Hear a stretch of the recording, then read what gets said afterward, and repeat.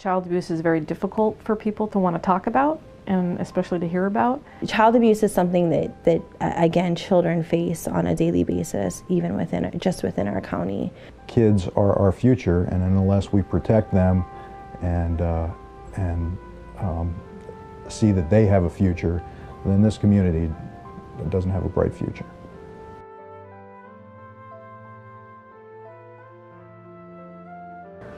My youngest daughter had some trouble with what Greg and I termed a Disneyland dad situation. Her biological father lives in Portland, and she would spend weekends there, and weekends were all fun, and it made coping with being a normal kid and normal day-to-day life pretty difficult. There were some concerns about my daughter's safety, and so we were referred through DHS and law enforcement to the ABC House for an intake assessment. We work through some really amazingly tough situations with our families, and it's really difficult to see our kids go through it, but to see them come here and feel so comfortable knowing that they're going to have to talk about tough things, it's amazing to watch. We were connected with a phenomenal counselor who clicked with my child instantly, and who my child clicked with, and was able to learn an enormity from. I mean, I love working with children, and still do about 30 years later, kids and teens and families. And my view of children is whatever life issues, they're remarkably resilient. In 2006, my 4-month-old son William was shaken to death by his father while I was not home. 2 days after my son was shaken, I received a phone call saying that he passed away on a Saturday, and Monday morning I had to be back in Portland so my children can be evaluated for abuse themselves and be interviewed. These are very scary interviews. I've done 1 million interviews with adults. I've been an officer for 18 years, so that part is easy, but interviewing children is very difficult. Without ABC House, children would end up being, first off, interviewed at police stations, in people's homes, which is, it's not an ideal environment. It never works out quite the way it should.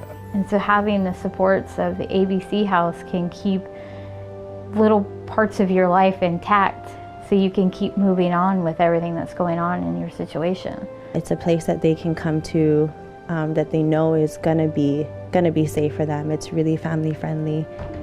Comforting place, great people, welcoming faces and welcoming attitudes, and what can we do to help you? And without exception, the visit to ABC House is always the most positive part of the whole process for the families and the kids. And not having the ABC House here would be a huge disservice to not only the kids but the community in general, because, well, our kids live in this community. You know, our community is built on the family and children that live here. From my perspective, I really can't think of a better cause than protecting children in your own community. I believe that the ABC House and advocacy centers across the nation all need to be supported. This work, you can't always quantify what this building does. It is important to keep supporting the ABC House, to keep it here, because without financially or volunteering or without doing any of that, then there is no more support for the community.